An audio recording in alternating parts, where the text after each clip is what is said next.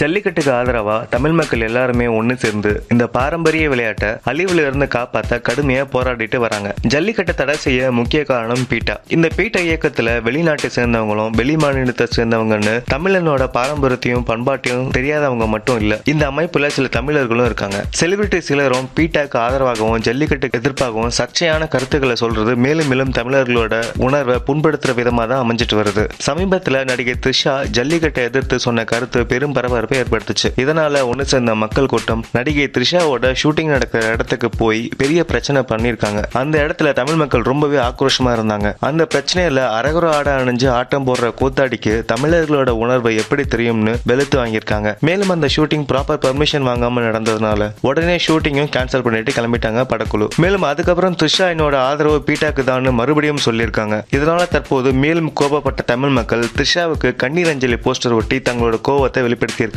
இந்த நிலைமையில ஜல்லிக்கட்டை பத்தி மக்கள் ரொம்பவே கம்பல் பண்ணி கேட்டதுனால பிரியாணி சாப்பிடறத நிறுத்துங்கன்னு கடைசி நேரத்துல கருத்து தெரிவிச்ச நம்ம உலகநாயகன் கமல்ஹாசன் சார் த்ரிஷாக்கு ஆதரவா தன்னோட ட்விட்டர் பக்கத்துல ஒரு ட்வீட் ஒன்னு போட்டிருக்காரு. இதை பார்த்த மக்களும் இணையதளவாசிகளும் த்ரிஷாவுக்கு ஆதரவு தெரிவிச்ச கமல்ஹாசன் மேல செம கடுப்புல இருக்காங்க. ஜல்லிக்கட்டுக்கு ஆதரவா பேச ரொம்ப நாள் யோசிச்சு கருத்து சொன்ன கமல்ஹாசன் இப்ப த்ரிஷாக்கு ஒரு ப்ராப்ளம்னு வந்த உடனே அவருக்கு ஆதரவா ட்வீட் பண்ணிருக்காரு. அவரோட ட்வீட்ல please stop hurting miss Trisha, அவருக்கும் நமக்குள்ள வேற்றுமை ஊர் அறியட்டும், கண்ணியும் வாழ நம் காலையும் வாழ பலி செய்வோம், தர்க்கம் தொடர்க நேசத்துடன் சொல்லியிருக்காரு. அது என்னன்னா, பாவம் அறியாத பெண் தெரியாம செஞ்சுட்டாங்க, அவர் அளவுக்கு நீங்க இறங்க வேண்டாம்னு த்ரிஷா சிறுபிள்ளைத்தனமா நடந்துகிட்டாங்கன்னு சொல்லியிருக்காரு. தமிழர்களை கொச்சப்படுத்துற வார்த்தை அந்த சிறுபிள்ளை வாயில இருந்து தான் வந்ததுன்னு முதல்ல அவர் புரிஞ்சுக்கணும். முதல்ல நீங்க தமிழர்களுக்கு குரல் கொடுங்கன்னு ட்விட்டர்ல பதிவு போட்ட கமல்ஹாசனை ட்விட்டர்லயே வறுத்தெடுத்துட்டு வராங்க நம்ம இணையதள நண்பர்கள்.